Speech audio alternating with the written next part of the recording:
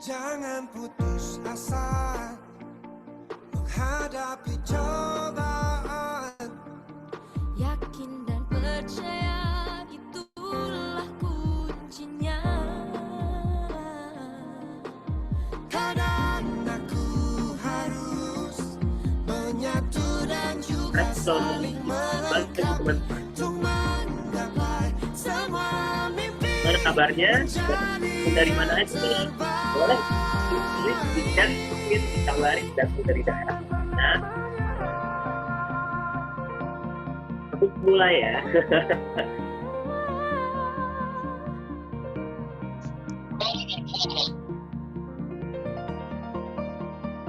Jangan pernah menyerah menaklukkan dunia.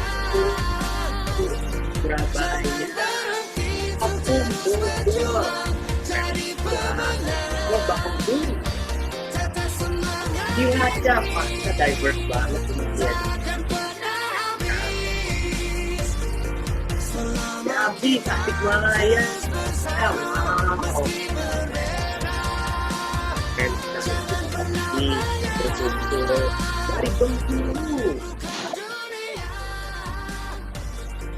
Pagi ini kita semua berkumpul untuk mengikuti webinar ya, kita belajar hal baru. Hari ini kita sedang keren banget ya. Pada saat mulai acara kita introduce. Ada yang dari Madiun, wah keren. Oke.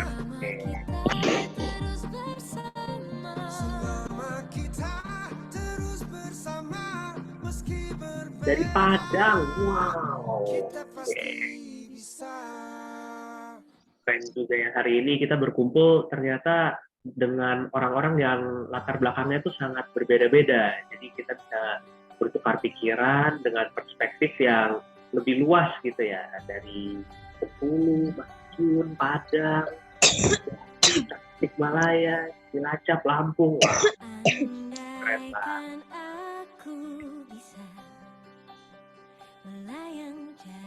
Seru banget nih, seru nanti webinar hari ini. Dari Bekasi, Medan, oke. Keren. Webinar ya, kita tidak ada yang perlu terbang ya ke satu titik lokasi. Dari Bali, dari Aceh.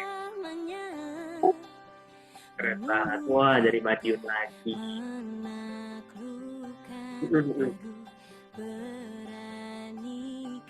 Oke. Bagi teman-teman yang baru join, tenang saja, webinar akan segera kita mulai nanti pukul 10.05 ya. Kita akan mulai dengan tepat. Sekarang kita lagi meet and greet nih sama teman-teman peserta dan cara nulis daerah asal itu dari mana ya. Nah, kita sudah makin ramai ya. Ada yang dari Kalimantan, dari Madiun juga ramai sekali kelihatannya. Sekali betul. Kasih. Ya.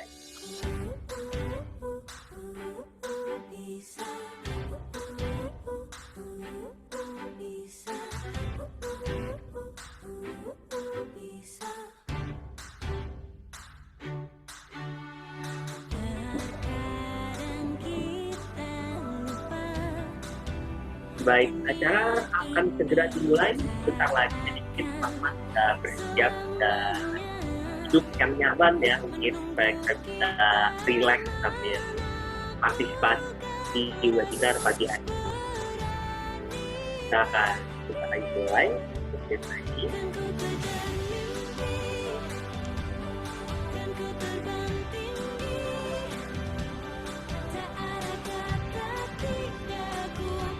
Mungkin bagi teman-teman yang mau on cam juga silahkan, boleh on cam meramaikan agar kita bisa melihat wajah-wajah ceria pagi ini semua mengikuti webinar.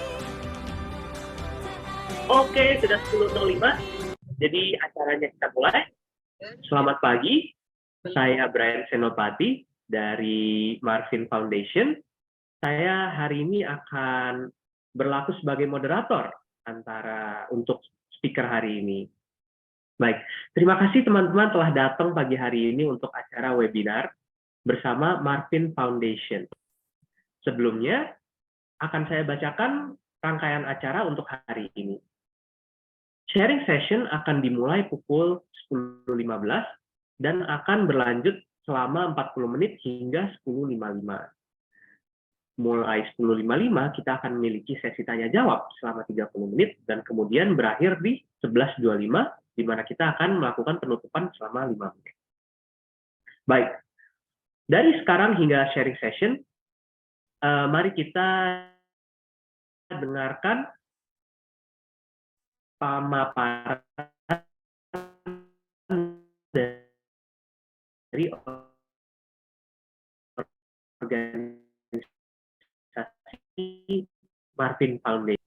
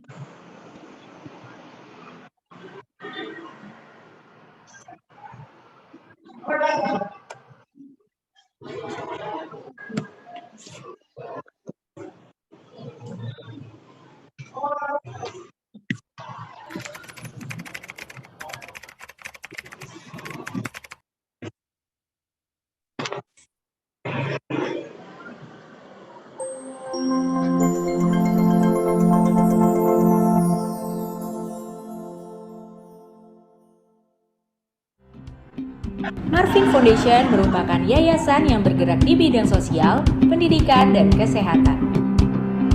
Yayasan ini kami dirikan pada tahun 2022 dengan memiliki 3 program utama, diantaranya menyelenggarakan pelatihan untuk peningkatan kualitas pemimpin masa depan, menyelenggarakan dan mengelola sarana dan prasarana pendidikan nonformal untuk mendukung kualitas sumber daya manusia, menyelenggarakan berbagai macam kegiatan sosial kemanusiaan, pembinaan, dan donasi, menyelenggarakan berbagai program dan bantuan untuk penanggulangan bencana alam dan bantuan kemanusiaan lainnya. Generasi mendatang memiliki tantangan yang kompleks dengan perkembangan internet dan globalisasi.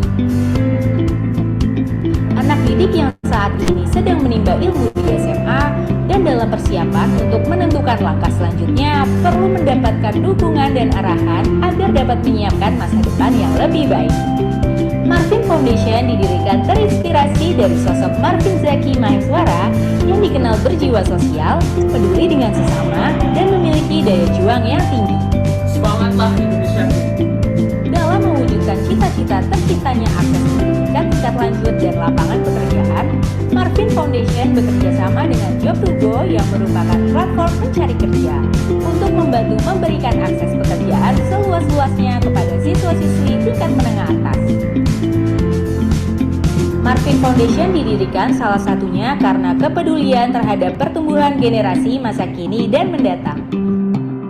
Marvin Foundation dipelopori oleh Kurniawan Santoso dan tokoh-tokoh kompeten di bidangnya dan didukung oleh ekosistem yang luas. Come join and support us!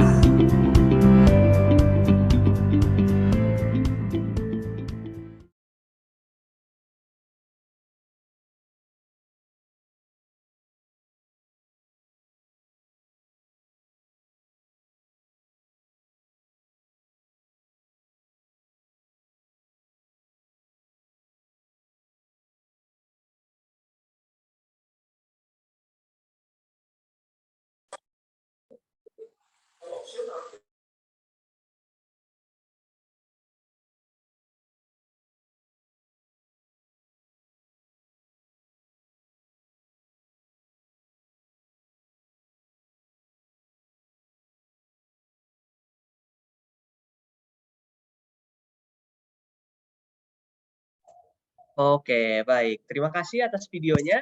Sekarang kita bisa mulai dengan rangkaian pembukaan. Jadi, selamat datang di webinar Panduan Praktis untuk Sukses di Dunia Kuliah yang dibawakan oleh Marvin Foundation. Sebelumnya, Aku pengen memberitahu nih, jadi kita itu sekarang lagi ada giveaway dari marvinfoundation.org, itu bisa dilihat di Instagram. Jadi kita lagi giveaway senilai 150K untuk 3 orang di akhir acara dengan syarat nge-tag acara ini di Instagram. Nah, informasi lengkapnya bisa dilihat di chat. Jadi boleh langsung klik aja tuh linknya di chat untuk mengikuti giveaway yang nanti pemenangnya akan di-reveal cepet kok, langsung di akhir acara. Nah, kita juga ada Instagram ya, kita sangat aktif di Instagram. Boleh langsung ke @marvinfoundation.org. Di situ kita rutin melakukan update informasi terbaru dari Instagram. Oke, boleh next slide.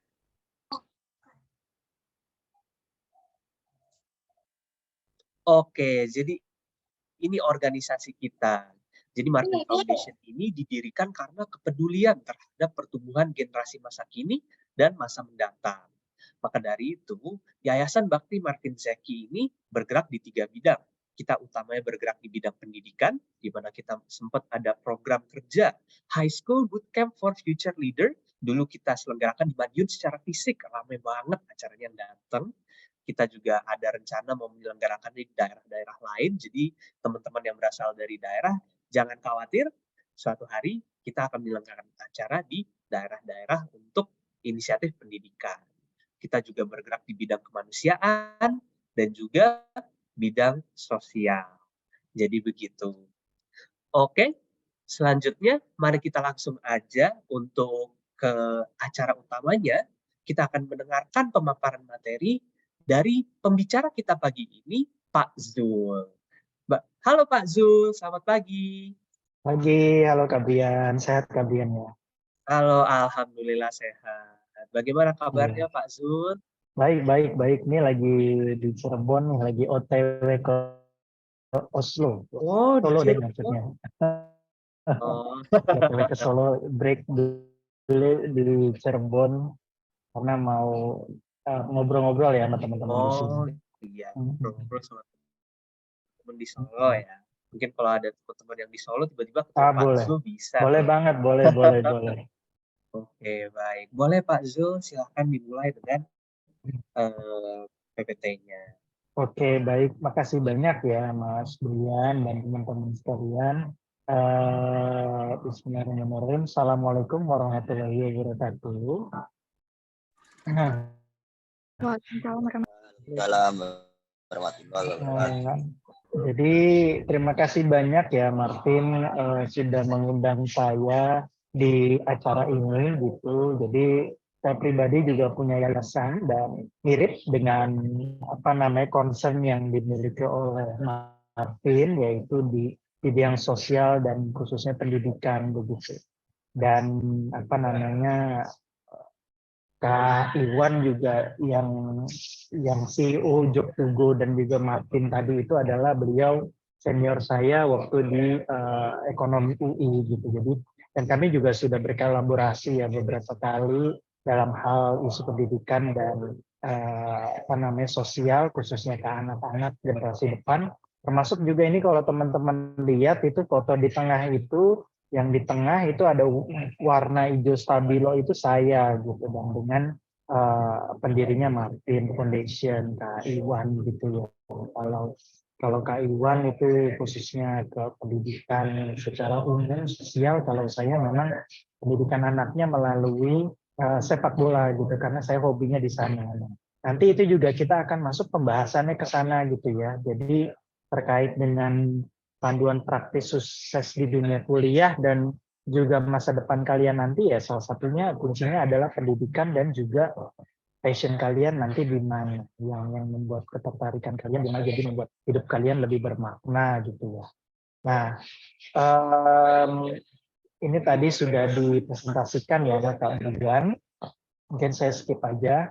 Nah, ini misalkan yang sebelah kanan itu ada slide yang program Marvin kerjasama dengan yayasan klub saya pribadi gitu ya, Rese Jati Asih FC itu di daerah Bekasi gitu. Jadi memang tujuannya adalah lebih ke mau bantu anak anak-anak kecil aja gitu, biar mereka daripada main HP gitu kan, mabar, main app apa segala macem, mendingan mereka lebih sehat lagi dengan apa namanya, main bola di luar gitu. Nah ini salah satu yang saya kerjakan bareng-bareng dengan Martin Foundation gitu.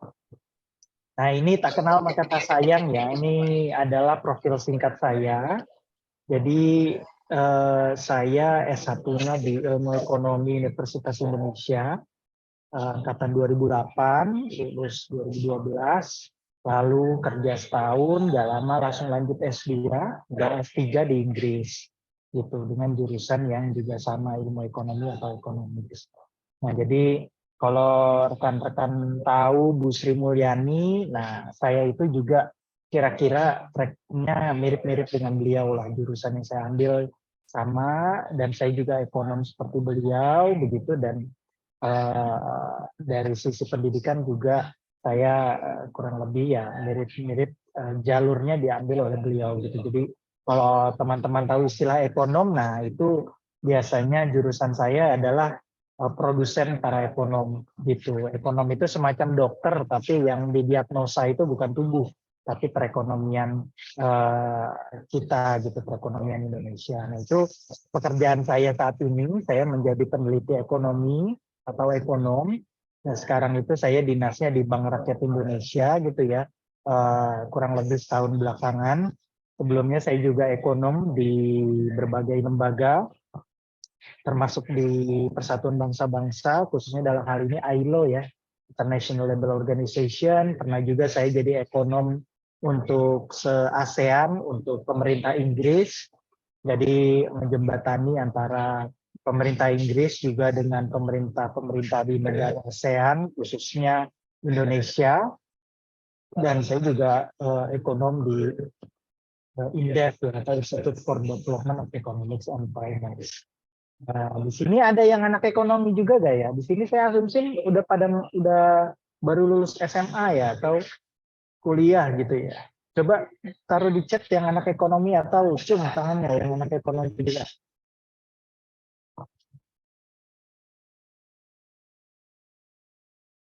Ada di sini yang anak ekonomi?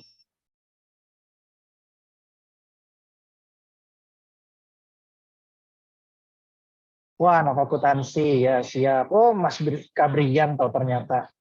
Wah, yang penting balance kalau Kabrian ya, kalau anak akuntansi ya. Wah, anak SMA. Belajar ekonomi pas SMA, baru lulus SMA, pendidikan bahasa Inggris, oke. Ya walaupun saya ekonomi ya, tapi materi hari ini nggak tentang ekonomi kok, tenang, tapi tentang umum bagaimana nanti teman-teman yang melanjutkan ke bangku perkuliahan gitu ya, bisa sukses. Nanti saya coba share sedikit pengalaman saya gitu. Oh, di ilmu keolahragaan INESA, mantap. Selamat Nurul Huda ya. Oke. Nah, intinya saya dikasih tor ya sama panitia itu, apa sih yang membuat mahasiswa itu sukses di universitas gitu ya. Walaupun tadi ada yang anak SMA, ada yang baru lulus gitu ya. Nah, saya mau dengar nih. Coba menurut teman-teman apa yang membuat mahasiswa sukses di universitas? Coba ayo. Siapa kira-kira yang mau berpendapat? Monggo. Menurut kalian apa nih?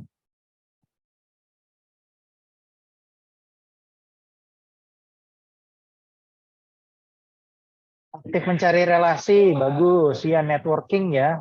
Citra, disiplin, ya betul. Penting banget itu disiplin. Karena nanti kalian kalau di dunia kampus itu tuh udah independen ya, udah jauh dari keluarga, biasanya orang tua karena merantau kan beda kota, maka disiplin diri dan pribadi itu menjadi penting, betul. Konsisten belajar, ya betul juga tentu ya, namanya kita kuliah, mahasiswa, harus konsisten belajar gitu. Konsisten itu dalam arti kata nanti kita akan bahas ya. Jadi biasanya kalau saya pribadi itu sebelum kuliah, datang ke kuliah, dosen saya itu baca gitu ya, minimal setengah jam, 1 jam, ngerti nggak ngerti yang penting baca dulu gitu ya, karena nanti pas dosennya udah masuk baru langsung, oh ini tuh yang dimaksud dengan dosen ini gitu. Terus nanti jadi kita nyambung, nggak blank-blank amat gitu ya waktu masuk ke kelas. Nah pas nanti udah selesai juga kita nge-review lagi. Oh ini tuh maksudnya yang kata dosen tadi. Oh ini tuh hubungannya dengan yang saya baca tadi gitu ya. Jadi konsistennya kalau kayak gitu-gitu terus kalian, nah nggak perlu pakai sistem SKS nanti tuh kalau mau ujian sistem kebut semalam ya, karena kalian udah nyicil belajarnya itu secara konsisten seperti itu. Lingkungan belajar yang mendukung, nah ini juga penting ya. Nanti saya juga waktu di kuliah itu hampir setiap ujian itu selalu belajar bareng sama teman-teman. Jadi begadang-begadang gitu ya sampai dini hari atau bahkan kalau pelajarannya susah gitu sampai subuh-subuh itu kuat karena fun kan bareng-bareng sama teman-teman gitu. Tapi kalau misalnya lingkungan belajar yang nggak kondusif gitu kan, belajar dikit, baca dikit, 1 halaman 2 halaman langsung ngantuk tidur. Nah, itu nanti kitanya juga ke bawah balas. Kemauan, ya betul. Ini juga nyambung ke disiplin diri tadi ya, gitu. Karena nanti kalau apa namanya nggak ada kemauan ya udah gitu, nggak ada harapan gitu. Karena at the end of the day itu adalah kembali ke diri kalian sendiri. Dan saya yakin di sini teman-teman semua, seluruh peserta di sini memiliki kemauan ini gitu yang tinggi. Karena kalau nggak punya kemauan ngapain kan hari Minggu pagi mendingan tidur leyeh-leyeh daripada dengerin saya ngoceh kan gitu. Pemahaman materi, nah ini hubungan juga dengan konsisten belajar tadi betul. Nah jadi kalau kita sudah menyicil gitu ya, nah itu nanti kita bisa connecting the dots. Nah itu enak, nah itu terkait dengan pemahaman materi. Fokus sama goals, oh iya betul, dan goals ya, bukan goal doang. Jadi kita tentu di hidup ini nggak hanya punya satu tujuan, tapi ada beberapa. Nah, makanya itu yang teman-teman mesti jelas. Teman-teman maunya apa gitu, mau arahnya kemana, ke depan kayak gimana. Punya target, soft skill. Nah soft skill nanti juga akan kita bahas karena ini terkait dengan non akademik juga penting gitu ya, bukan hanya akademiknya doang. Kalau orang pintar banyak, tapi kalau orang yang punya kemampuan non akademik, disitulah pembedanya, gitu ya. Komunikasi serta aktif organisasi, betul. Ini nanti akan berhubungan dengan tadi soft skill. Aktif organisasi, ikut lomba, cari relasi. Nah itu juga tadi sudah ya poinnya, berani mencoba. Ini betul ya, berani mencoba dan berani salah gitu. Karena kalian mahasiswa itu masih dalam proses pembelajaran. Kalau kita nggak salah berarti kita nggak belajar kan gitu. Hal yang paling berpengaruh di perkuliahan tanggung jawab sudah, manajemen waktu sudah. Oke ya. Nah, makasih banyak teman-teman. Jadi itu tadi semuanya betul semua dan penting semua. Nah nanti makanya kita kira-kira saya share juga akan kira-kira poinnya ke arah sana gitu ya. Nah tapi kalau saya boleh simplifikasi, apa sih yang membuat mahasiswa itu sukses di kampus ya, di universitas itu adalah 4 hal ini gitu ya. Yang pertama itu adalah keinginan dari diri sendiri gitu. Itu yang first thing first gitu ya. Kalau nggak ada, saya nggak bisa berbuat apa-apa. Mau ngecap gitu ngomong 2 jam 3 jam ke depan, kalau nggak ada motivasi dari teman-teman sendiri, ini nggak akan terjadi. Tapi seperti saya bilang bahwa 100 orang di sini saya yakin memiliki keinginan yang kuat itu sendiri karena teman-teman datang ke sini mau belajar dan mau terus berkembang gitu. Nah yang kedua, keinginan aja nggak cukup. Manusia itu banyak maunya. Oh saya mau ini, saya ingin itu, saya mau ke sana, mau ke sini gitu. Tapi itu baru bisa terrealisasikan kalau kita punya komitmen. Begitu ya. Nah komitmen inilah nanti yang akan membuat kita konsisten dan kita fokus terhadap apa yang mau kita capai. Begitu. Jadi keinginan itu goals kita. Tapi untuk mencapainya itu harus ada komitmen. Karena dengan komitmen itulah kita akan willing untuk mengeluarkan segala kemampuan terbaik kita untuk mencapai tujuan-tujuan yang mau kita capai. Baik itu akademik maupun non-akademik. Itu yang pertama. Nah yang kedua itu adalah balance nih. Teman-teman harus cari keseimbangan antara studi, akademik, dan juga ekstrakurikuler non-akademik gitu ya. Karena kalau misalkan teman-teman lemah di salah satunya, itu nanti ke depannya teman-teman juga akan sulit gitu ya. Orang-orang yang sukses itu saya lihat biasanya mereka punya keseimbangan antara keduanya. Karena ini nanti akan berhubungan satu sama lain, begitu ya. Kalau ke teman-teman belajar terus kan nanti stres sendiri kalau stresnya itu tidak disalurkan, begitu. Tapi kalau misalkan teman-teman punya saluran yang baik, stresnya itu disalurkan, maka nanti belajarnya malah makin semangat karena teman-teman nggak demot, begitu ya. Nah, perkara nanti disalurkan yang mana itu terserah. Yang penting positif, jangan yang ke negatif. Makanya kalau stres atau energi yang disalurkan ke negatif ya akhirnya membuat hal-hal yang negatif bahkan cenderung kriminal. Nah itu yang tentunya kita nggak mau. Nah itu orang-orang yang tidak memiliki keseimbangan dalam hidup biasanya nanti larinya ke sana, marah terjerumus masuk ke jurang. Gitu ya. Jadi sini pentingnya selain teman-teman punya keinginan komitmen kuat gitu ya, agak ambisius, tapi di sisi lain teman-teman harus punya keseimbangan itu tadi. Yang ketiga itu adalah kemampuan manajemen waktu dan energi yang baik. Nah, kenapa saya taruh energi di sini gitu? Karena kalau waktu doang, ya kita punya waktu yang sama, teman-teman. Saya, Kak Brilian, dan yang lain-lain kita punya waktu yang sama 24 jam. Ya. Tapi yang membedakan kita adalah selain manajemen waktu kita, kapan kita tidur, kapan kita istirahat, kapan kita belajar, kapan kita bergaul, kapan kita main, itu adalah fungsi utamanya sebenarnya adalah untuk mengelola energi kita. Begitu. Karena kalau misalkan teman-teman mengelola waktu tapi lupa mengelola energi, nah itu akhirnya nanti kehabisan energi, kehabisan bensin. Ya kan? Gitu. Jadi kalau teman-teman mau kayak jalan gitu kan, ngejar waktu nih jam sekian mesti nyampe di Bogor gitu dari Jakarta. Oh buru-buru begitu ya, tapi lupa ternyata nggak isi bensin. Nah boro-boro nyampe ke Bogor gitu ya, di tengah jalan itu udah keburu mogok. Nah ini pentingnya makanya bukan hanya waktu yang diatur, tapi energi. Begitu. Kalau misalkan teman-teman nanti udah sakit, udah tuh nggak bisa beraktivitas, nggak bisa belajar gitu ya. Akhirnya nanti teman-teman nggak bisa melakukan. Kan kalau kita sakit seringkali juga nggak jarang kita malah ngerepotin orang lain. Gitu. Tapi kalau kita punya waktu cukup, energi yang cukup, kita bukan hanya tidak merepotkan orang lain, tapi bahkan kita bisa membantu dan meringankan beban orang lain. Gitu. Nah yang terakhir itu adalah bagaimana teman-teman memanfaatkan sumber daya. Gitu ya, misalkan itu pertemanan sehat. Ya, tadi saya udah bilang bahwa nanti pilih circle yang pas gitu ya, yang sesuai dengan keinginan teman-teman. Misalnya circle untuk belajar, ya cari teman-teman yang semangat belajar gitu. Jadi nanti teman-teman juga akan terpacu untuk belajar. Tapi kalau misalkan circle yang dipilih adalah orang-orang malas, dikit-dikit tidur, dikit-dikit menyerah, nah itu nanti teman-teman juga akan kebawa ke arah sana. Gitu kan. Kata orang bijak kalau kita temenan sama tukang besi gitu ya nanti kita baulas begitu. Tapi kalau misal kita temenan sama tukang parfum kita ke bawah harumnya. Nah itu pentingnya circle pertemanan teman-teman kalian. Nah yang kedua itu juga bagaimana teman-teman nanti memanfaatkan senior gitu.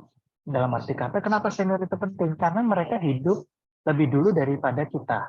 Jadi mereka lebih paham, lebih berpengalaman bagaimana menyelesaikan sesuatu, bagaimana melakukan sesuatu dengan lebih efektif dan efisien. Nah itu pentingnya senior. Dan senior juga penting, nanti mereka akan jadi mentor kita. Mereka lah yang akan mengajari kita bagaimana kita misalkan belajar yang baik, mengelola waktu, mengelola energi, dan lain-lain. Gitu. Termasuk juga dosen. Nah nanti juga teman-teman kan kalau di kampus itu dengan dosen, bahkan nanti ada masing-masing mahasiswa tuh ada istilahnya tuh PA itu apa ya, pembimbing akademik apalah gitu ya. Jadi kalau teman-teman mau curhat gitu kan, aduh Bu saya kok struggling ya gini kuliah di sini, Bu kok saya minder ya kuliah di sini, anaknya pintar-pintar. Nah itu kalian bisa curhat ke dosennya, nanti dosen ini atau senior kalian nanti bisa kasih tips and trick bagaimana biar kalian bisa menangani hal tersebut begitu. Nah, termasuk juga misalkan uang dan sumber daya lainnya gitu. Jadi kalau misalkan teman-teman punya privilege terhadap sumber daya material ya itu pergunakan dengan sebaik mungkin. Karena ada juga justru mereka yang punya privilege terhadap material, justru itu menjadi toksik bagi mereka, gitu ya. Malah itu mereka meninabobokan mereka, malah mereka akhirnya tidak produktif. Jadi sumber dayanya itu, material itu malah jadi kontraproduktif. Bisa karena mereka jadinya nggak punya fighting spirit gitu kan, jiwa berjuang gitu. Bisa karena mereka akhirnya leye-leye, tidak mau mengeluarkan kemampuan terbaiknya, dan lain-lain. Tapi bayangkan kalau misalkan teman-teman punya hal tersebut, punya dukungan material, punya keinginan kuat, nah itu akan menjadi booster gitu bagi produktivitas teman-teman gitu. Ya bagaimanapun namanya orang kalau mau balapan antara beca sama mobil ya pasti kencengan mobil begitu. Tapi at the end of the day antara beca dan mobil itu adalah alat. Bagaimana biar kita bisa mencapai tujuan dengan lebih cepat dengan usaha yang seminimal mungkin. Kalau misalkan teman-teman tidak bisa menggunakan alat tersebut, yaitu apa namanya salahnya teman-teman gitu ya. Tapi kalau misalkan teman-teman tidak memiliki alat tersebut, jangan nyerah begitu. Justru itu adalah peluang buat teman-teman untuk semakin mengasah fighting spirit-nya tadi itu gitu ya. Karena dari fighting spirit itu nanti ketika teman-teman diberikan rezeki lebih gitu ya dan memilih untuk membeli alat yang lebih mantap, nah nanti teman-teman bisa langsung terus progresnya. Itu ya. Nah itu kira-kira 4 hal yang nanti kurang lebih kita setengah jam ke depan tuh diskusinya kurang lebih kira-kira di seputaran itu gitu ya. Nah kita masuk ke bagian satu dulu, yaitu kiat sukses dari akademik. Nah yang pertama yang pasti itu teman-teman mesti tentukan dulu tujuan akademik teman-teman. Yang pertama yang jelas dan yang kedua adalah realistis. Saya mulai dari realistis dulu ya, begitu. Misalkan di sini masih ada anak SMA, mungkin anak kelas 3 gitu ya. Dulu saya waktu kelas 3 ya standar lah dengan anak Indonesia pada umumnya. Wah mau masuknya kedokteran. Apalagi kedokteran UI, ya kan, udah yang paling top of the top deh tuh kedokteran kan biasanya. Tapi saya udah ikut bimbel lah, udah belajar lah, apalah segala macam kan tuh ada nilai-nilainya gitu ya segala macam. Nah itu nggak pernah tembus tuh untuk masuk ke level yang kedokteran, khususnya kedokteran UI gitu kan itu kan biasanya konstan selalu nilainya yang paling tinggi ya di Indonesia. Akhirnya saya mencoba realistis, wah nggak mungkin nih saya ngincer kedokteran UI. Nah saya turunkanlah apa namanya mimpi saya itu gitu. Padahal saya udah apa namanya semaksimal mungkin lah dengan keterbatasan yang saya miliki. Nah itu realistis itu gitu teman-teman. Bukan berarti kita menyerah, bukan. Tapi kita sudah mengeluarkan semua yang kita bisa. Tapi kalau misalkan memang kepentok ya udah mau nggak mau kita turun. Kalau enggak, ya itu nanti malah stres gitu kan. Malah kita nanti gila sendiri gitu ya. Jadi orang gila. Nah itu juga pengalaman saya ya berinteraksi sama teman-teman di SMA gitu. Akhirnya banyak yang nggak lulus di masuk perguruan tinggi negeri atau masuk perguruan tinggi manapun biasanya karena mereka nggak realistis gitu. Mereka tidak mengukur diri di mana kemampuan mereka dengan keinginan mereka begitu. Kalau teman-teman punya keinginan tinggi dan dibarengi dengan keinginan tersebut dan itu tercapai itu bagus. Itu kondisi yang ideal. Tapi kalau ternyata mentok, nah itulah teman-teman mulai realistis. Turunkan standarnya itu perlahan-lahan.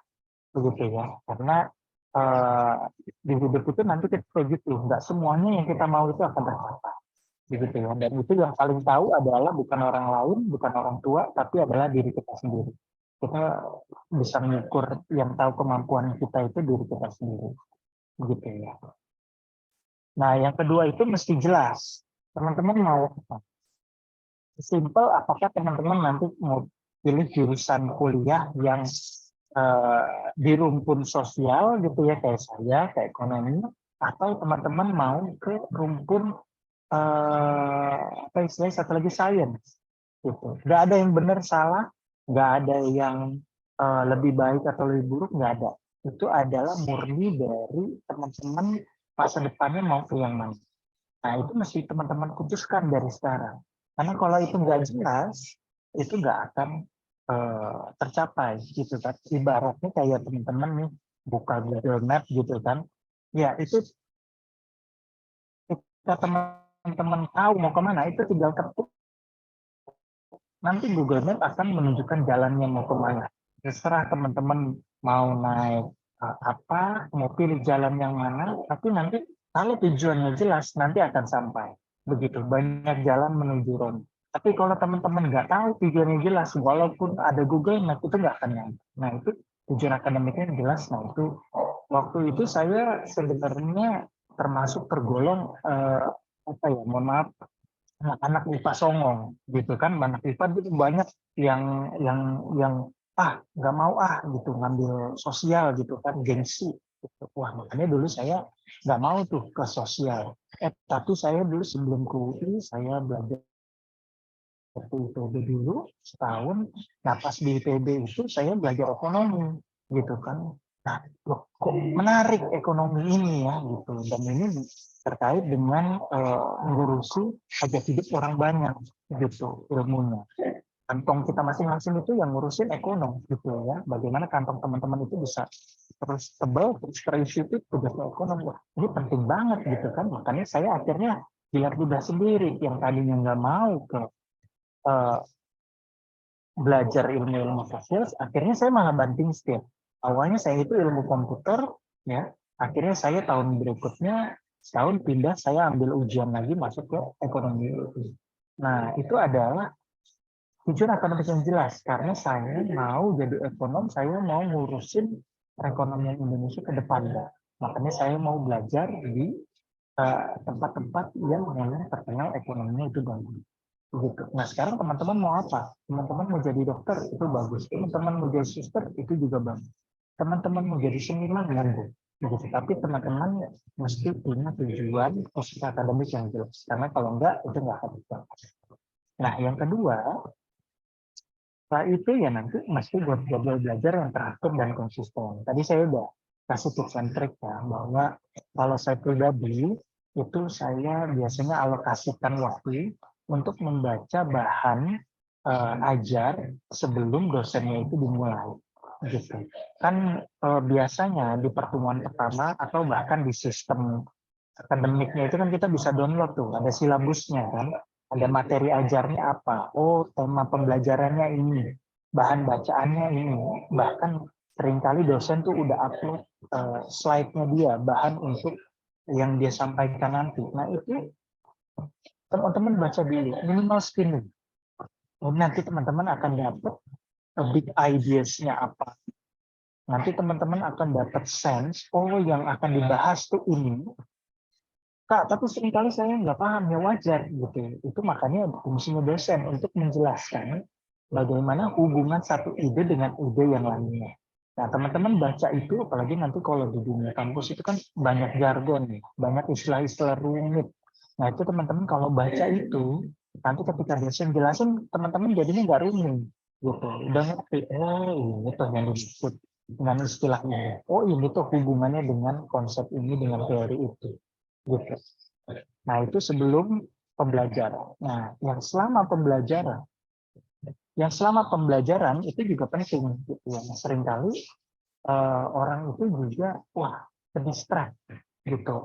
Sambil main HP lah, balesin komen di IG lah dan semacamnya. Itu kan jadi buyar konsentrasi. Kalau nggak salah penelitian itu ya kita membutuhkan waktu 20 menit untuk full konsentrasi. Gitu. Jadi kalau teman-teman nih lagi belajar gitu ya, lagi kerja, lagi konsentrasi, itu biar full konsentrasi itu 20 menit. Nah setelah itu kita akan full konsentrasi. Tapi kalau misalkan kita belum 20 menit gitu, kita udah terdistraksi dengan hal yang lain, ya kita mulai dari nol lagi tuh untuk menjaga konsentrasi kita. Gitu. Kalau udah konsentrasi buyar, itu masuk kanan, keluar ke kiri aja gitu ya. Jadi buang-buang waktu. Nah, setelah dosen, nanti nggak lama setelah dosen selesai, nah teman-teman kalau emang ada waktu langsung tuh teman-teman review. Self learning tuh di situ. Dan itu adalah kunci pembelajaran utama di kampus. Jadi kalau di kampus itu dosen itu hanya fasilitator gitu ya. Tapi at the end of the day itu terkait dengan teman-teman. Jadi teman-teman harus memiliki refleksi sendiri dan connecting the dots sendiri. Karena pemahaman meramu apa yang dibilang dosen dan yang ada di bahan ajar itu teman-teman. Gitu. Nah itu mesti dirangkai setelah pembelajaran dosen. Kalau teman-teman melakukan 3 hal itu gitu dan secara konsisten teratur, itu nanti percaya sama saya nanti di ujian itu enteng aja. Gitu. Karena teman-teman tuh sudah nyicil ngejahitnya itu udah dari awal. Jadi nanti ketika mau ujian pemahamannya itu udah utuh karena udah dicicil berminggu-minggu secara dan konsisten. Yang ketiga yaitu manfaatkan sumber daya akademik yang tersedia. Nah, perpustakaan gitu ya. Perpustakaan ini tempat saya paling favorit gitu. Karena saya kan kebetulan alhamdulillah dapat kesempatan ya untuk belajar terus itu dari S2 S3. Nah, tapi ketika saya masuk ke dunia kerja itu adalah dunia yang bising, dunia yang hingar-bingar gitu. Saya bukan tipe dan saya yang nggak percaya bahwa kerja di tempat yang berisik itu akan produktif, enggak gitu. Karena sainsnya itu bilang bahwa yaitu tadi kira-kira kita butuh sekian menit untuk membuat kita fokus. Nah, jadi hal-hal yang membuat distraksi kita itu mesti kita singkirkan, stay away begitu. Mau itu suara bising, mau itu misalkan gangguan dari teman dan segala macam. Karena kita butuh waktu dan ruang yang cukup untuk kita berpikir dengan tenang begitu. Dan perpustakaan itu adalah tempat terbaik gitu. Kecuali kalau misalkan memang teman-teman kerjanya nggak butuh hal yang konsentrasi, misalkan kayak apa, cuman ngerapih-rapihin slide gitu kan, ini fontnya kayaknya kekecilan, ini fontnya kayaknya mesti dibesarkan, ini kayaknya mesti digeser kanan, geser kiri, itu kerja di tempat yang bising itu nggak masalah. Tapi kalau kerja yang butuh otak gitu, butuh mikir, butuh tingkat fokus yang tinggi, itu produktivitasnya akan lebih rendah kalau kita kerja di tempat yang bising ketimbang di tempat yang tenang. Nah, itu perpustakaan termasuk juga belajar nanti teman-teman kayak gitu juga gitu. Misalnya gunakan perpustakaan dengan sebaiknya. Tutor atau mentor, nah itu tadi yang saya tanya. Makanya kalau teman-teman bingung konsepnya, teman-teman segan nanya dosen, mulai dari senior, mulai dari tutor kalian. Kak, tanya dong Kak, ini maksudnya gimana ya? Kak, tanya dong Kak, tapi jangan tanya terus gitu. Tapi kalian coba pelajari dulu sendiri, nanti kalau udah mentok baru tanya. Jadi nggak nol-nol amat gitu. Jadi kalian nggak terlihat bodoh gitu, dan kalian sudah terlihat usahanya. Gitu. Kalau misalkan kalian belum baca, kalian belum belajar apa-apa, langsung tanya, Kak tolong dong jelasin ini. Itu juga orang males. Ini anak-anak males nih, bukan yang anak yang curiosity-nya tinggi. Gitu. Nah, bagus-bagus lagi kalian juga masuk ke dosen. Ya, jadi jangan takut nanya ke dosen. Justru dosen itu paling senang ditanya. Kenapa? Berarti anak ini merhatiin. Berarti anak ini menghargai saya. Anak ini berarti mau belajar dari apa yang saya ajarkan. Justru kalau yang diam-diam aja, dosen juga jadi nggak semangat. Gitu. Karena ini apa namanya mahasiswa gue, mereka kayaknya ini apa namanya kurang punya intelektualitas yang tinggi atau tidak mau kemauan yang belajar yang tinggi dan segala macam. Tapi kalau teman-teman menunjukkan antusiasme itu, justru itu nanti teman-teman akan ditandain tuh dosen. Wah ini anak ya, apa namanya, ini anak pintar, wah ini anak aktif, itu wah ini anaknya belajar, gitu. Bahkan junior, nah ini mudah-mudahan nggak terjadi ya, karena waktu itu sempat terjadi juga waktu saya kuliah, itu ada senior yang ngambil mata kuliah barengan sama saya begitu. Tapi ya dia nggak segan untuk nanya ke junior-juniornya gitu. Ya karena dia cuma lihat sendiri tuh di kelas itu, sedangkan yang bawa-bawanya juniornya. Jadi waktu kita lagi belajar bareng, ya dia nanya, saya belajar bareng ya, tolong ajarin ini. Jadi namanya belajar itu nggak perlu harus senior terus, tapi pada dasarnya adalah kita belajar dari orang yang lebih tahu, mau itu senior atau junior, gitu, mau itu dosen atau gitu ya. Nah, ini yang berikutnya, ini tips and trick yang saya lakukan ya gitu dalam akademik. Yang pertama itu adalah prioritaskan tugas berdasarkan tenggat waktu. Apakah ini mendesak atau enggak, gitu ya. Apakah harus dikumpulkan sekarang atau bisa nanti. Terus hindari penundaan dan prokrastinasi. Nah, kenapa ini ya? Karena kalau misalkan kita tunda-tunda, nanti deadline-nya malah jadi satu, kita stres sendiri, kita bingung sendiri. Wah, mana nih? Karena akhirnya semuanya jadi penting, karena deadline-nya bersamaan. Tapi kalau kita udah mulai cicil, akhirnya kita jadi tahu, ini bisa saya lakukan, kita bisa ukur-ukur sendiri. Ini kayaknya bisa nih selesai dalam 1 jam. Ini kayaknya butuh 2 hari. Saya ngerjain ini dulu deh. Ini lebih mendasar. Saya kerjain itu dulu deh. Ini nggak ada yang bisa bantuin saya nih. Saya kerjain ini dulu deh. Kalau ini kayaknya bisa nih. Saya nanti minta bantuan ke si A. Kayaknya ini bisa nih dikerjakan di kelompok. Itu nanti saya atur waktu deh sama yang lain.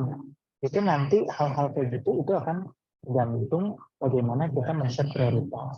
Nah, tapi pada umumnya rumusnya itu adalah seperti ini teman-teman, bahwa ada sumbu X, yaitu dari sisi seberapa penting hal tersebut, dan di sumbu Y-nya itu adalah seberapa mendesak. Gitu. Kalau misalkan dia penting, gitu ya, dan sangat mendesak, itu nggak nggak mau teman-teman harus menjadi prioritas utama. Kerjakan sekarang, jangan ditunda-tunda. Gitu. Karena ya selain udah nggak ada waktu, ini juga krusial. Gitu. Ya ibaratkan semacam tugas akhir nih nanti. Dan dia nilainya adalah bobotnya 100% buat nilai teman-teman. Dan deadline-nya besok. Yang nggak mau teman-teman harus kerjakan hari ini. Gitu. Karena kalau nggak disubmit, teman-teman bisa fail, bisa gagal di mata kuliah tersebut.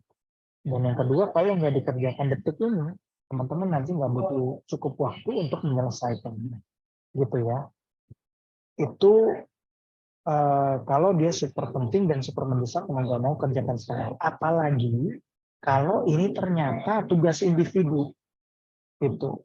Kalau tugas individu udah nggak ada yang bisa bantu teman-teman. Teman-teman ya mesti melakukan itu sendiri. Tapi kalau misalkan dia itu tugas kelompok, itu mungkin nanti teman-teman masih bisa bagi-bagi tugas tuh. Lu kerjain yang ini ya, lu kerjain yang ini ya, gue kerjain yang ini ya, nanti kita compile begitu. Nah, ini skala prioritas itu seperti itu. Jadi teman-teman harus tentukan dulu seberapa penting ya dia ini ya. Terus yang kedua, seberapa mendesak, khususnya deadline-nya kapan. Gitu. Nah, di sisi lain, kalau misalkan dia itu nggak penting-penting amat dan dia waktunya masih belum mendesak, ya udah nggak usah dipikirin dulu gitu. Ya. Karena pikiran kalian itu juga harus dihemat bandwidth-nya. Sama kayak wifi ya, sama kayak internet. Kalau teman-teman bandwidth-nya cuma sedikit gitu ya, tapi yang dipikirkan banyak, itu akhirnya kayak gimana? Wah, apa sih? Internet dengan low bandwidth itu kayak gimana sih? Ngadet kan akhirnya. Gitu. Nah, otak kita juga gitu. Jadi untuk menghemat bandwidth otak kita, hal-hal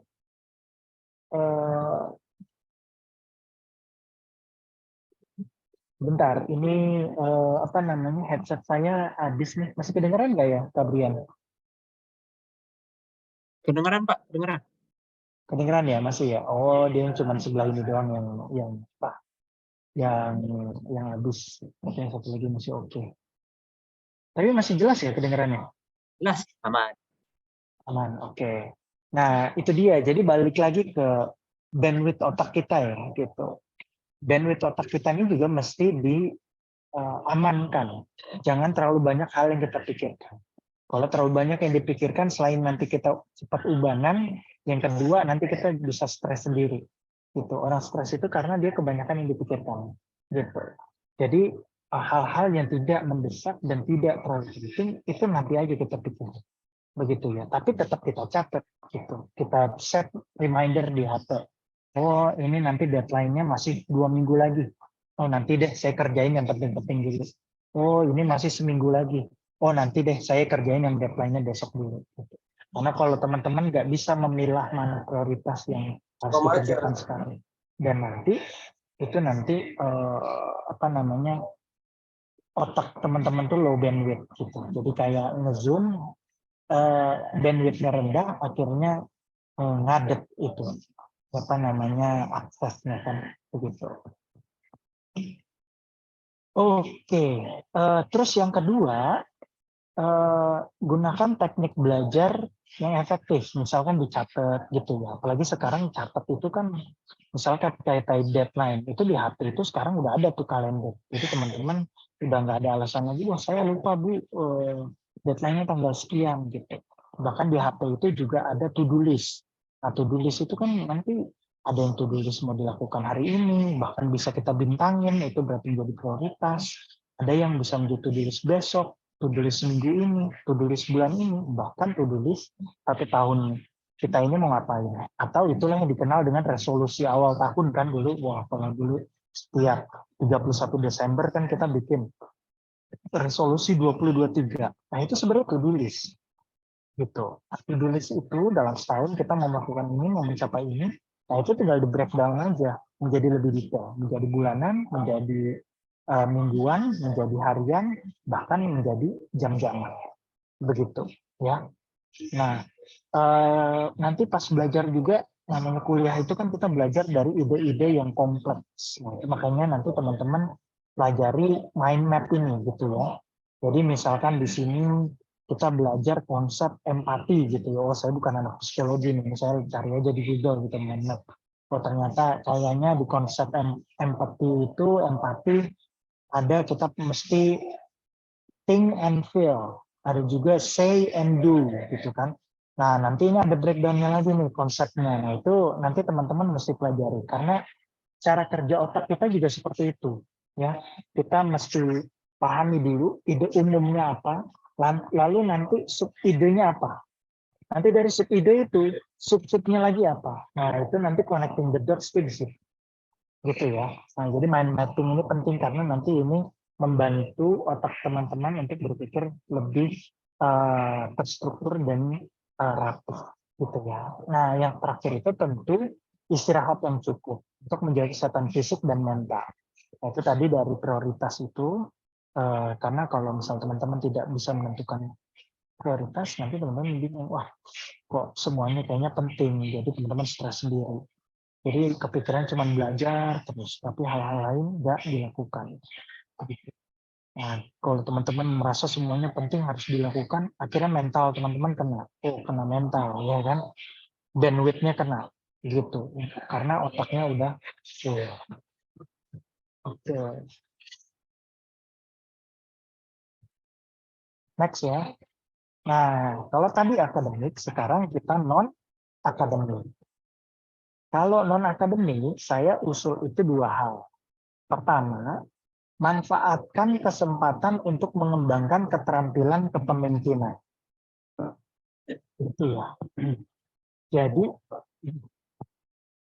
kalau teman-teman hanya mengandalkan akademik, mengandalkan IPK, itu teman-teman tidak akan bisa menjadi black swan. Wah, istilahnya nih black swan. Black swan itu apa ya? Angsa. Jadi angsa itu kan warnanya putih ya. Tapi kalau ada angsa warna hitam, wah itu pasti langsung masuk berita. Ya kan? Nah, teman-teman itu mesti jadi black swan. Jangan mau jadi angsa putih. Kalau angsa putih ya banyak, udah umum gitu. Nggak ada pembedanya. Misalkan cerita teman-teman, gue habis melihat angsa putih loh.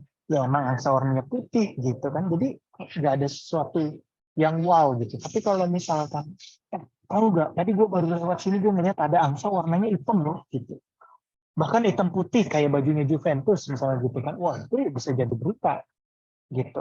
Nah, yang membedakan antara mahasiswa satu dengan mahasiswa lain itu adalah di kepemimpinannya dia gitu. Kalau cuman IPK, semua mahasiswa juga punya IPK ya. Tapi kalau pengalaman kepemimpinan, nggak semuanya punya pengalaman kepemimpinan. Struktur sosial kita itu selalu bersifat piramida. Ya. Jadi yang di bawah itu yang paling banyak, paling dominan. Tapi yang di paling atas, pucuk pimpinan itu cuma satu orang. Yang banyak itu, 270 juta orang Indonesia itu ada yang di bawah. Tapi yang dikenal oleh seluruh orang Indonesia itu cuma yang di pucuk paling atas, presiden. Ya karena beliau itu menjadi black swan, menjadi angsa hitam. Gitu. Di sini semua pasti kenal Pak Jokowi, tapi di sini semua nggak kenal itu siapa Zulfian Satria. Gitu ya. Nah, makanya kalau kalian punya kepemimpinan dan kalian berani mengambil fungsi kepemimpinan, otomatis kalian akan naik hierarkinya dari piramida sosial. Yang tadinya kalian tidak dikenal, kalian akan menjadi dikenal. Yang tadinya kalian itu menjadi orang biasa, kalian akan menjadi orang luar biasa. Itu lumrah. Nah, kepemimpinan ini apa? Terserah. Ya, kalau mau kepemimpinan politik, puncak karirnya menjadi presiden. Kalau mau di kepemimpinan sepak bola, puncak karirnya jadi ketua umum PSSI. Kalau kalian mau di musik gitu kan, kepemimpinannya misalkan menjadi juri Indonesian Idol. Itu kepemimpinan semuanya. Tapi poinnya adalah kepemimpinan ini yang membedakan antara orang biasa dengan ordinary people. Begitu ya. Nah, kalau saya pribadi memang waktu itu kepemimpinannya ini saya bilang dari awal, dari masuk kuliah tingkat 1 saya mau jadi ketua BEM dan itu tercapai. Saya jadi ketua BEM. Nah di sini yang di kanan ini ketua BEM UI sekarang nih, itu namanya Melki. Gitu ya. Kalau teman-teman mau ke arah sana silakan. Kalau teman-teman mau jadi ketua apa nanti di kampus silakan. Gitu ya. Tapi yang poin saya adalah teman-teman harus berani mengambil posisi kepemimpinan. Begitu ya, karena nanti juga ketika teman-teman lulus kuliah ya gitu, teman-teman jadi staff, dari staff jadi middle management, jadi manajer, nanti jadi manajer naik lagi terus sampai kalian jadi CEO. Itu adalah struktur sosial selalu seperti itu. Mau dimanapun nanti teman-teman akan berada, bahkan di lingkungan masyarakatnya juga begitu, ya kan RT jadi RW lurah kecamatan terus sampai presiden. Jadi struktur itu pasti ada, struktur kepemimpinan itu pasti ada, gitu ya. Yang kedua, pilih kegiatan yang sesuai dengan minat dan bakat atau yang relevan dengan studi Anda. Nah, ini juga pengalaman saya begini. Kalau saya memang dari awal punya ketertarikan khusus di hal-hal yang mengadvokasi kepentingan publik, begitu. Makanya saya memilih aktif di BEM karena di situ saya bisa menyuarakan apa yang menjadi kepentingan saya, gitu, yang ada di undang-undang saya, gitu, di kepentingan publik. Gitu. Dan yang kedua, waktu di BEM juga memungkinkan saya untuk melakukan analisis kebijakan-kebijakan pemerintah khususnya terkait dengan ekonomi, begitu. Nah ini sesuai dengan ilmu saya kan, karena saya juga maunya di BEM, di kajian strategisnya. Gitu. Oh jadi saya bisa menyampaikan pikiran saya, lalu diadopsi menjadi pemikiran organisasi dan itu disampaikan melalui organisasi saya. Gitu. Jadi sekali mendayung 2-3 pulau terlampaui. Ya kalau teman-teman misalnya concernnya ternyata, oh Kak saya mau bantu anak yatim piatu, ya silakan. Berarti cari organisasi yang memang punya tujuan untuk membantu orang yatim piatu. Kak saya punya mimpi untuk meningkatkan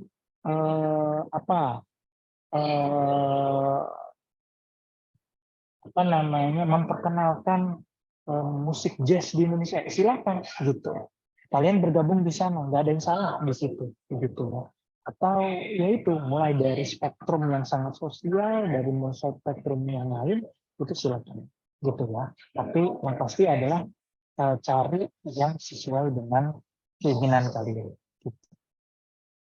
Nah, yang berikutnya itu adalah bangun jaringan sosial, bangun networking yang positif dan luas, khususnya ke senior, gitu ya. Karena tadi senior itu yang akan membukakan jalan buat kalian, karena mereka yang hidup lebih dahulu, mereka yang tahu bagaimana untuk menggapai sesuatu dengan cara yang lebih efektif dan efisien. Mereka yang sudah hidup dan makan asam garam lebih duluan dibanding kalian. Bahkan minta senior itu menjadi mentor kalian. Seperti gambar yang kanan atas itu gitu ya. Karena tanpa adanya mentor, kalian tuh akan berjalan di tempat. Tapi kalau kalian ada mentor, mentor itulah yang akan menarik tangan kalian untuk terus naik melalui tangga-tangga kehidupan kalian untuk mencapai kesuksesan dan mimpi penelitian. Gitu ya. Nah, yang berikutnya adalah aktif di lingkungan kampus yang terlibat dalam kegiatan mahasiswa. Nah, inilah cara paling efektif untuk bangun networking. Kalau teman-teman nggak aktif, cuma tidur aja ya gitu di rumah atau di kosan gitu ya, atau megang laptop doang atau belajar buku doang, ya teman-teman nggak akan dikenal dan nggak mengenal orang lain. Begitu. Maka aktif di lingkungan kampus, di organisasi adalah cara paling efektif untuk teman-teman mengenal dan yang lebih penting dikenal oleh orang lain. Gitu. Jadi kadang kan kita kepedean. Wah, saya kenal kok si A, saya kenal kok si B, so what gitu ya. Gitu.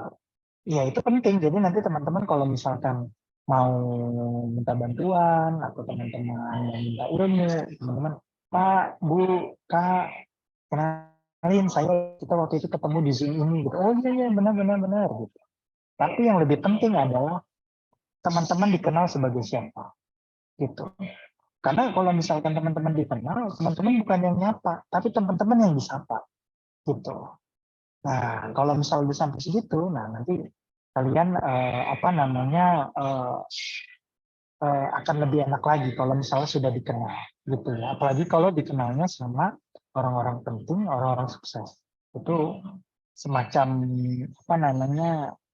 jalan gitu ya, portalnya dibuka. Nah, teman-teman bisa langsung masuk. Tapi kalau teman-teman nggak dikenal, ya portalnya tetap tutup. Jadi akses teman-teman tuh terbatas. Oke, kiat-kiat lainnya itu ya tadi ya, tapi tetap jaga keseimbangan antara studi dan kehidupan pribadi.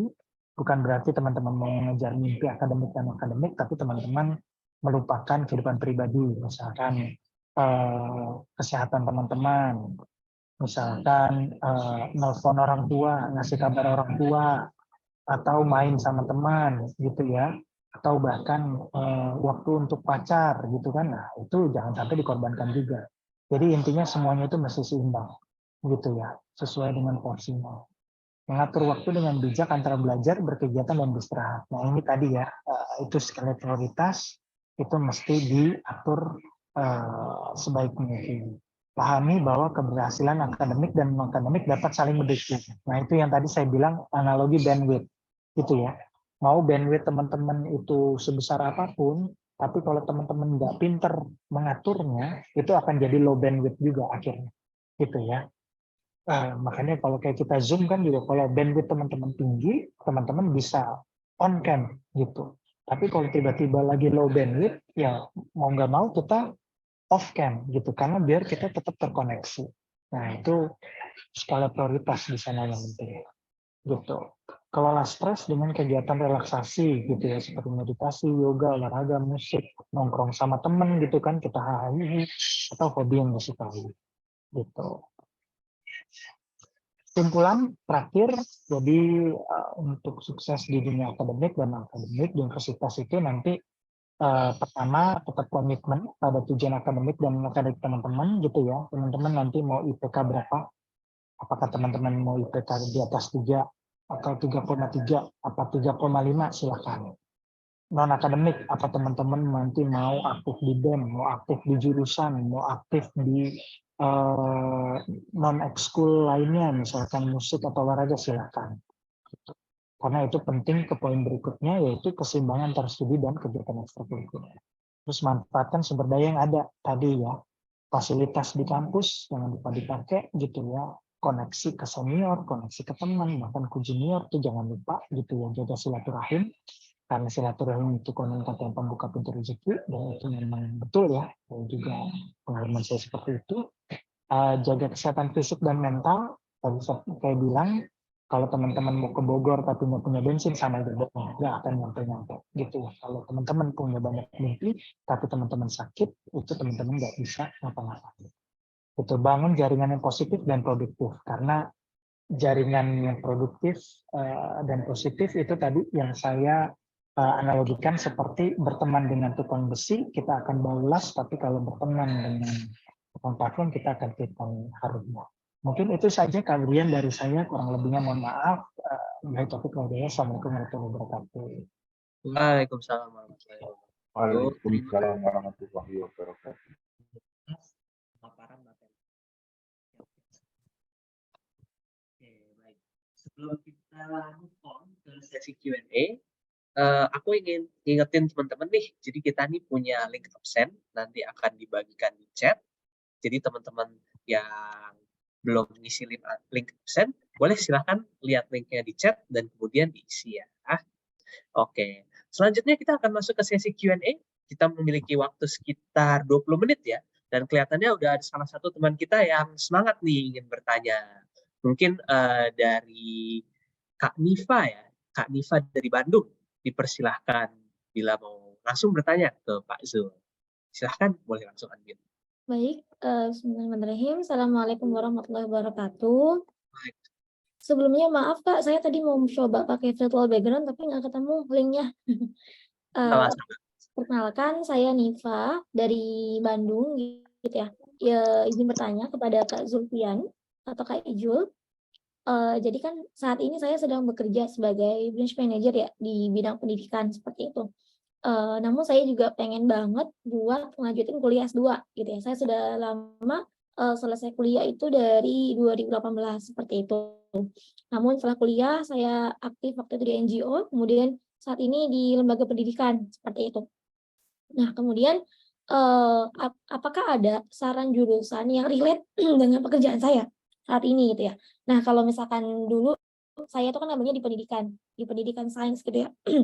Namun apakah ada saran yang relate nih dengan pekerjaan saya saat ini untuk melanjutkan S2-nya seperti apa? Kemudian gimana caranya kita bisa produktif? Kalau misalkan kita magister kan harus ada yang bekerja seperti itu ya. Nah, nggak hanya kuliah seperti itu. Bagaimana caranya kita bisa tetap produktif dan relate antara pekerjaan dan pendidikan yang nanti saya tempuh seperti itu. Demikian dari saya, terima kasih. Assalamualaikum.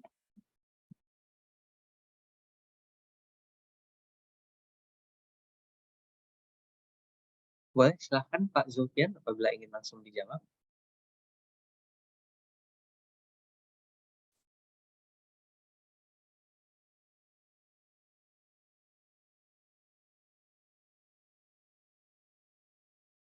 Terima kasih banyak ya Teh Nifa nih pertanyaannya ya, Bang Bandung.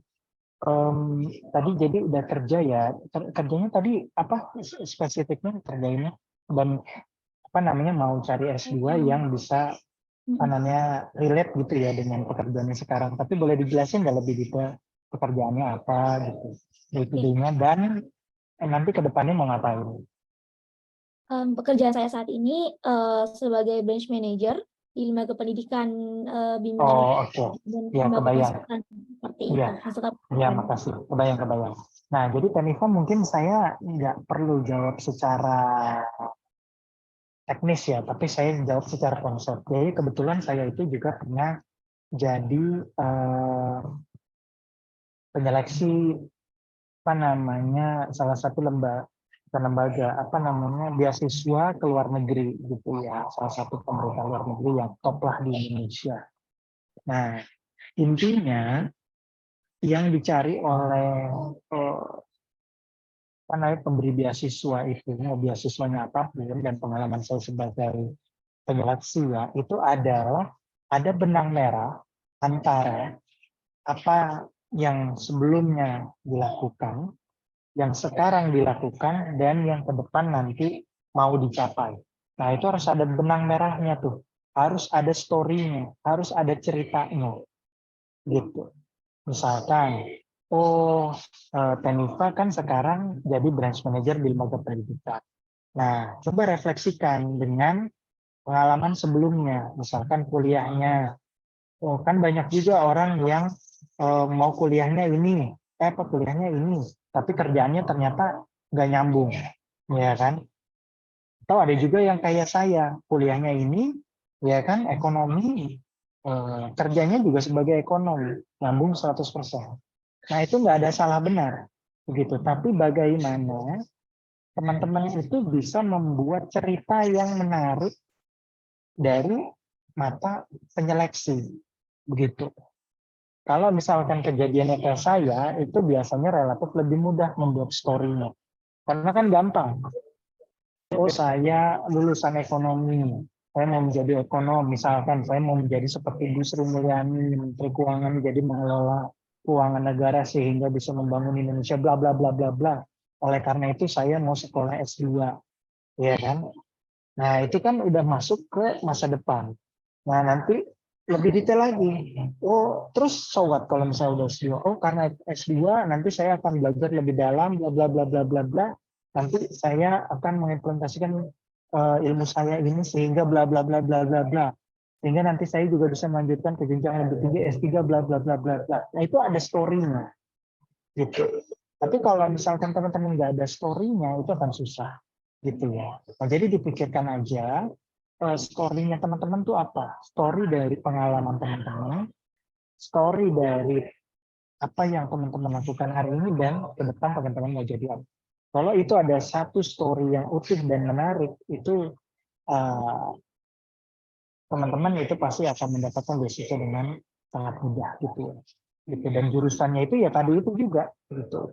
Saya nggak akan nyaranin apa jurusan yang paling tepat, tuh sebenarnya Niva paling tahu. Tapi idenya adalah connecting the dots antara pengalaman saat ini dan juga masa depan. Mudah-mudahan jawab Niva ya. Baik, terima kasih Kak Ijul atas jawabannya. Sangat membantu sekali. Iya, sip. Oke, terima kasih Pak Azul atas jawabannya. Jadi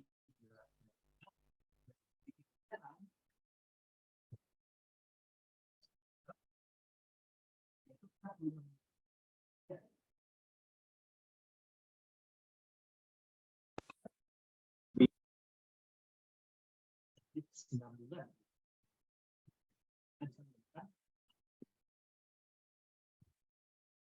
Oke, baik. Untuk pertanyaan selanjutnya, kita akan memprioritaskan yang ingin bertanya langsung ya. Jadi bila ingin bertanya langsung, boleh langsung raise hand aja. Nanti yang raise hand duluan akan kami pilih. Nanti bila yang raise hand sudah habis, baru kita akan mulai lanjut di chat kembali. Oke, boleh selanjutnya kelihatannya Kak Nabila ya. Kak Nabila sudah raise hand. Silahkan boleh memperkenalkan diri dan juga menyebutkan pertanyaannya untuk Pak Zul. Baik, terima kasih atas kesempatannya untuk Kak Brian. Saya izin memperkenalkan diri. Kebetulan saya mahasiswa baru juga di Universitas Indonesia untuk Fakultas Teknik. Nah, izin bertanya, kan sebagai maba untuk menyeimbangkan dunia akademik dan non-akademik, perlu adanya skema prioritas waktu yang baik. Nah, apakah ada tips untuk memanajemen waktu agar keduanya begitu seimbang, Kak? Seimbang antara akademik atau non-akademik. Selanjutnya, bagaimana cara mengatasi burnout ketika berorganisasi atau sedang mengerjakan tugas kuliah? Gitu. Ya. Langsung ya, Kak Brian ya.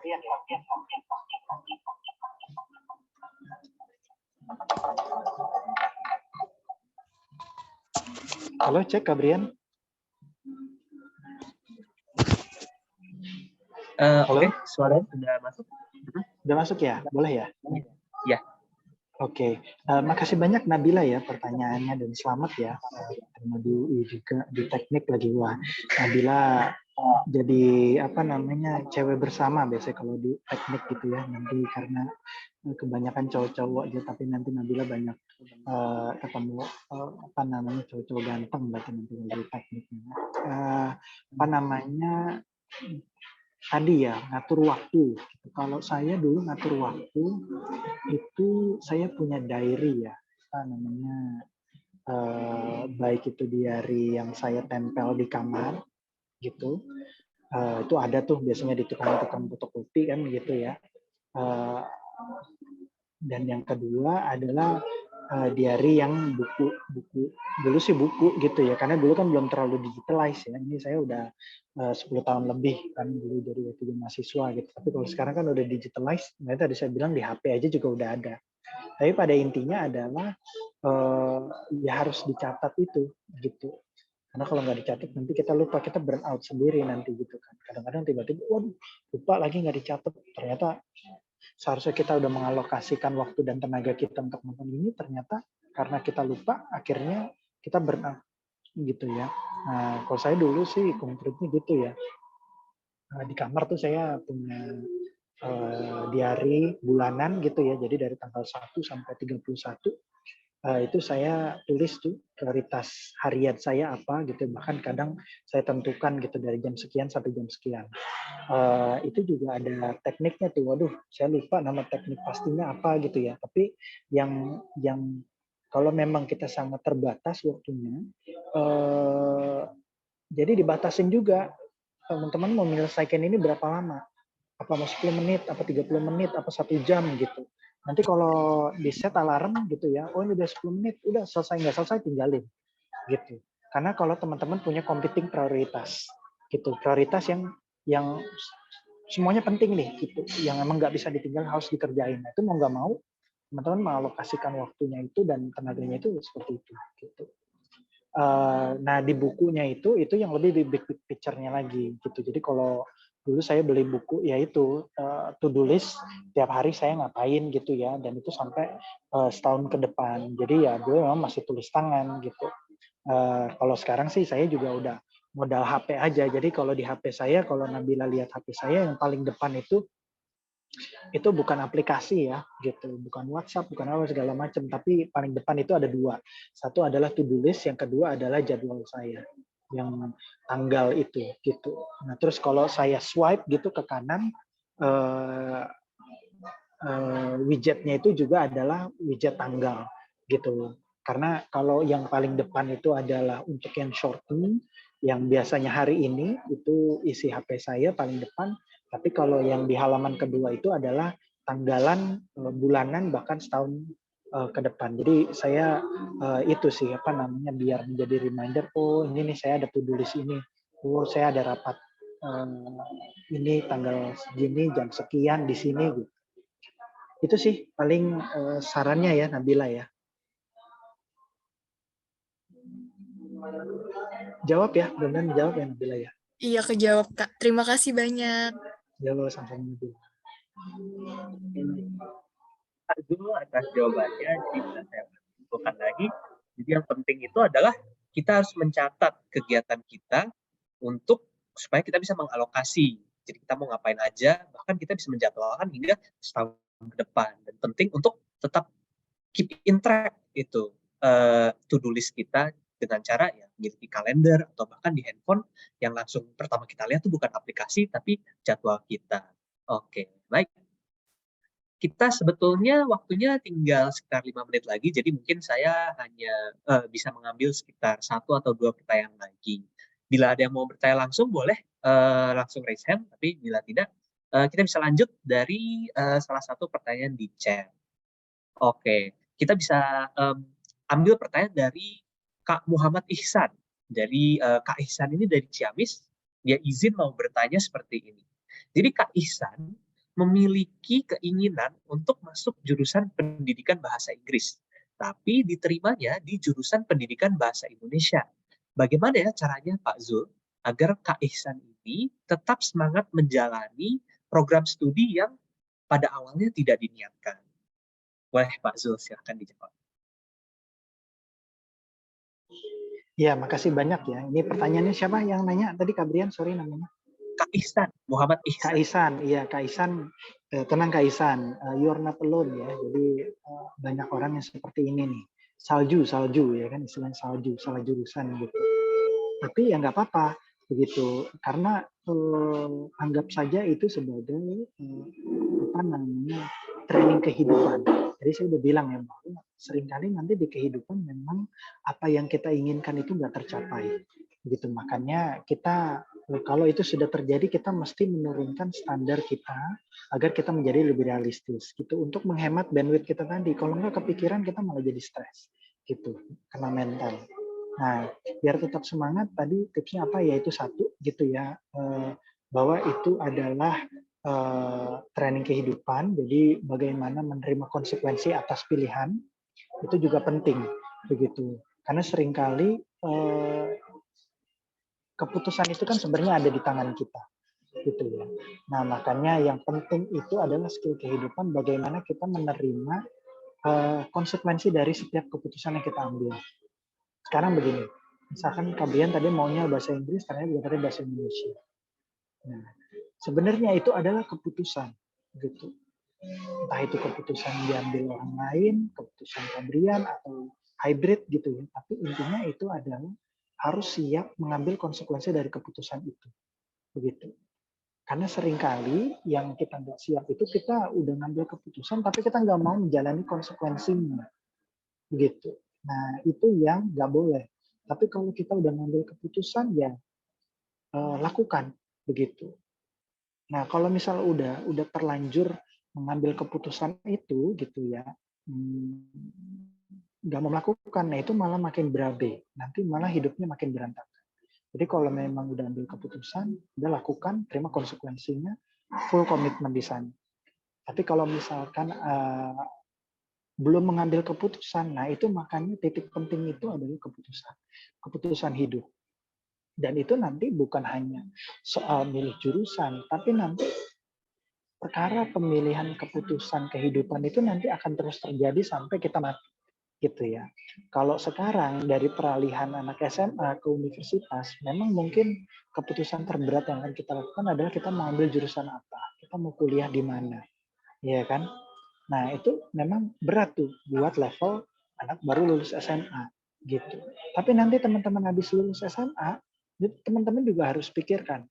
Nanti teman-teman akan ada dilema, misalkan dilema, apakah saya lulus kuliah mau langsung kerja ya atau mau langsung S2, misalkan mau S2. Misalkan teman-teman putuskan saya mau kerja dulu. Nanti habis kerja juga teman-teman akan dihadapkan pada keputusan lagi gitu. Saya mau kerja. Kerjanya apa? Apakah mau kerja sesuai jurusan saya atau tidak? Ya kan? Itu keputusan lagi. Nanti kalau misalkan mau S2 nanti ada keputusan lagi. Saya mau S2 di dalam negeri atau di luar negeri.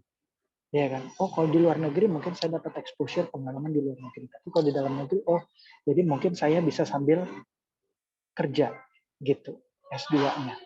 Nah itu nanti dilema-dilema seperti itu akan kita hadapi. Tapi bukan perkara keputusan yang mana yang kita ambil, tapi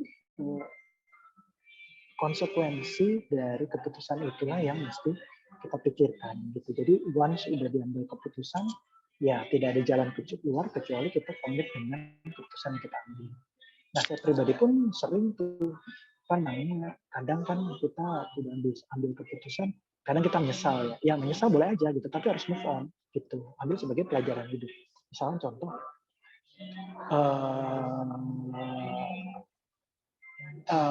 yang tadi saya cerita ya kan, saya itu habis lulus SMA sebenarnya 1 tahun ambil ilmu komputer dulu ya kan. Ya karena naifnya anak SMA, ya kan waktu itu. Naifnya teenager. Ternyata pas saya di IPB, saya belajar ilmu sosial juga, khususnya ekonomi, saya malah terbuka matanya. Menarik ya ternyata ilmu sosial yang nggak seperti yang di-image-kan waktu saya jadi anak IPA waktu SMA. Ya akhirnya saya nelan muda sendiri gitu. Ya udah akhirnya saya ambil keputusan sendiri bahwa saya mau pindah jurusan. Apakah waktu itu saya tanda kutip ngelawan masukan orang tua? Iya, gitu. Jadi kalau misal waktu itu konteksnya sebenarnya orang tua saya kurang setuju saya pindah jurusan. Ya kan, karena saya udah bayar kuliah, saya udah bayar uang pangkal, saya udah bayar uang asrama waktu itu. Dan saya juga udah habis waktu 1 tahun ya kan di jurusan ilmu komputer itu. Tapi saya bilang enggak, nih saya mau jadi ekonom ke depan. Makanya saya mau ini begitu. Nah, itu adalah komitmen saya ketika ambil keputusan begitu. Tapi kalau saya nggak komit, wah mungkin saya balik lagi kan gitu.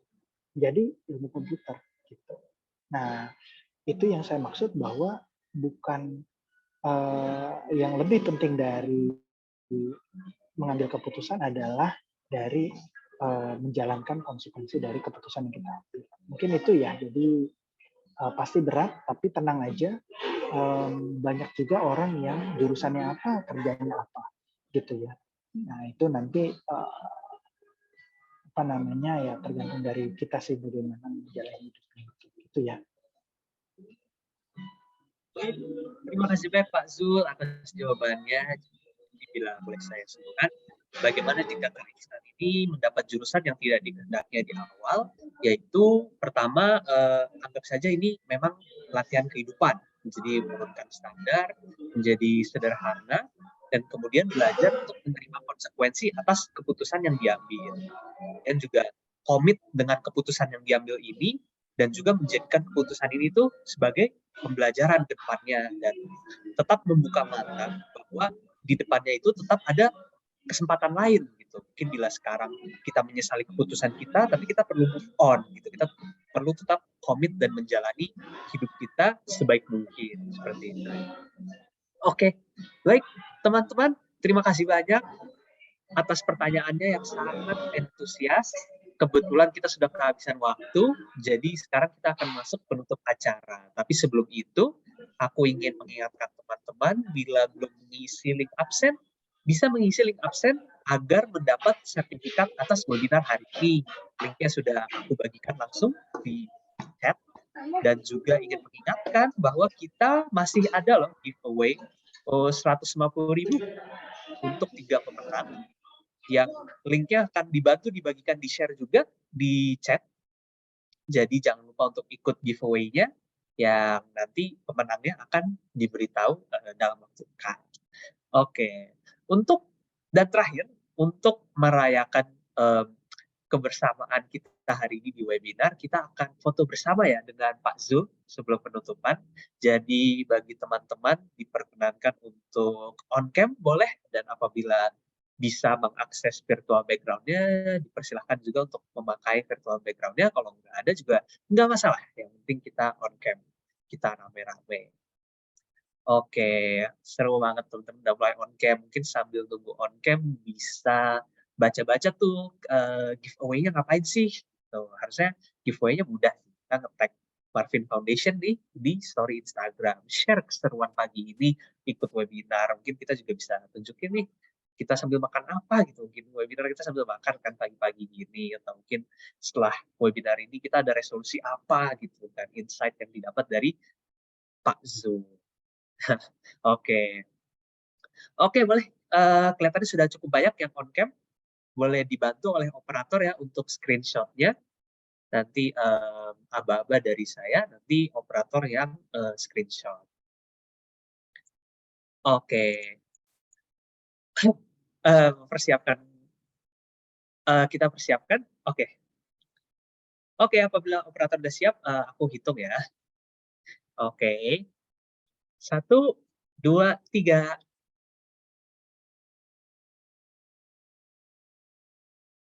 Oke, boleh satu lagi mungkin. Kita bersiap-siap. 1, 2, 3.